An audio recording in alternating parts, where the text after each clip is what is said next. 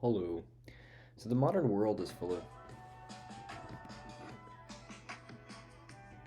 many temptations and vices that have been engineered to be as addictive as possible. And I mean, you all know this. I don't have to go over the list of video games and pot and booze and social media and, of course, porn. Speaking of which, the other day I was watching Jonathan Blow, this guy on YouTube. He's this really crack developer. He's made a bunch of games. He's developed his own programming language, which is like a combination of the J language and that Indian tea. And on top of all that, he's bald. He seems to get a ton of work done, and there are tons of other people that also get tons of work done. They seem to have zero vices that they waste all their time on. Maybe you think that of me too. Um, kind of correctly. Yeah, I'm perfect.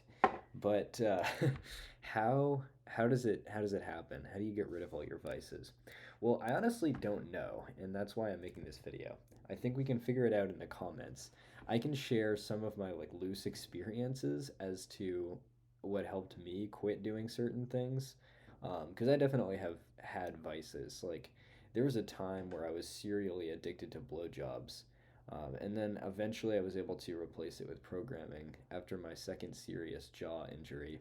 Another thing is successful people often have addictions. I've talked to a ton of people now because of my channel and this little weird social engineering phase. And it turns out many of the most successful people have these personalities that make them very obsessive. And when you have an obsessive personality, you get addicted to things pretty easily. And I know a lot of people that have had like years, straight up like years straight of smoking weed and playing video games like all day. And they're some of the smartest people I know. They're experts at different things. It's pretty incredible. And yeah, it goes to show that you can be kind of a fuck up in certain senses, according to what society thinks is optimal, and still get a ton done and still be a high achiever. So if you're someone who's like in the rut of being addicted to social media or video games, or you look at what someone is doing, like doing math all day, doing like reading tons of books, reading a new introduction to ancient Greek, first edition, and you think that your video game addiction, this table's hella creaky, is worse than that, don't worry because that person probably went through a period of having some kind of vice, or maybe they didn't. Not all people fall for some vices, but the obsessive ones often do, and it's not like the end of your career at all. One thing I should mention as well is like depression and depressive tendencies, because I didn't. I only experienced depression briefly for like 2 weeks. It was like burnout. So I'm not really that qualified to talk about it. The reason it was only 2 weeks is I'm trying to do all of life like at 10 times speed. I'm getting married next week. And yeah, so I'm not the best person to talk about depression, but I've talked to a lot of people with depression. So yeah, secondhand depressed. I'm also like not super involved with the depression community. I don't really think they have a community actually. They don't get a whole lot done, those guys. But depression is this thing where you can feel like you look at people that are addicted to things and you say like, "Oh, why don't you just stop?" Luke Smith a while ago, this other bald guy, he made a video to the effect of like, "Yeah, just don't even go down the path of any of these vices. Don't even start thinking about it." And that's like a just don't do it argument. And that feels great for people that don't have these vices, but when you're in the grip of a certain vice, you're in the grip of a certain bad habit and you're depressed, when you're depressed particularly, it's so hard to actually reason. You lose your ability to reason about things. You lose your ability to care. Like when I was burnt out, it's like I cannot give a fuck. I just cannot make myself care. And yeah, it really it made me like unable to function at all. And another guy who's really brilliant, I know, was depressed for a bunch of years, and he's like, yeah, it's just brutal. You cannot. It's a cycle that's like self-perpetuating in certain circumstances. What really helped me with a lot of stuff is like mindfulness and just watching my thoughts and getting into that, trying to fix the hyper fixation over to mindfulness and paying attention. And I'm not really the person who's qualified to tell you how to quit certain things. There are like way smarter people, way better teachers than me for those things. Um, Healthy Gamer GG has some great stuff. Siddhartha, also known as Buddha. Well, I guess they're kind of different, but also a pretty good teacher. And yeah, I think it seems like a lot of the people I know now that are very high achievers. I'm not that high of an achiever yet. I'm just starting out. But a lot of the people that have achieved a lot of things have made great projects or are just brilliant programmers seem to have like the ADHD hyper focus thing and seem to have addictions.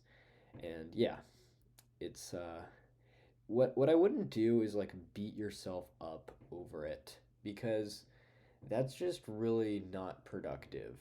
And you can't it's very difficult to force your way out of addiction with sheer willpower. You need to like there's some slight tricks to it or something. But again, go watch Healthy Gamer GG. I'm not the one qualified. Oh, that's my alarm telling me to go to bed.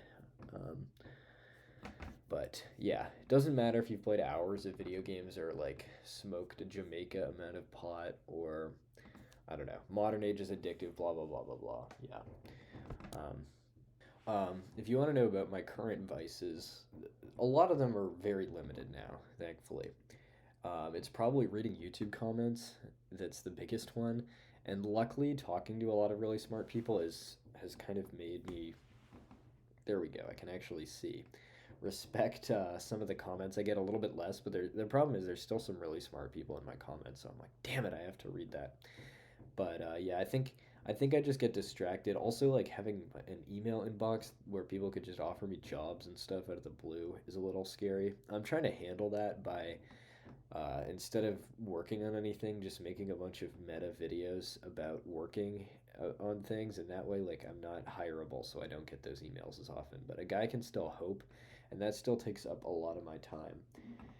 Yeah, I also like have all these unoptimal activities I do IRL, like talking to my family and friends.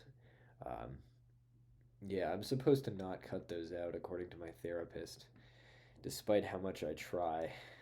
But yeah, I'm hoping if I act deranged enough, I'll get sent back to the psych ward and finally get some peace and quiet, which is really goddamn hard to find in this day and age. In all seriousness, like, do not take my advice on quitting anything and go to the comments and take other people's advice with mystery qualifications. They probably know more than I do. I don't know, man. Just some people tell me, stop doing all these meta philosophy videos. We want to see some Vim content again, and I think that'll come at some point. But yeah, I'm really enjoying not being very qualified in anything in particular at the moment. I actually think it's kind of fun. I don't want to be some expert at something. That's a fat lie. That's all I've ever wanted. At least I acknowledge it though.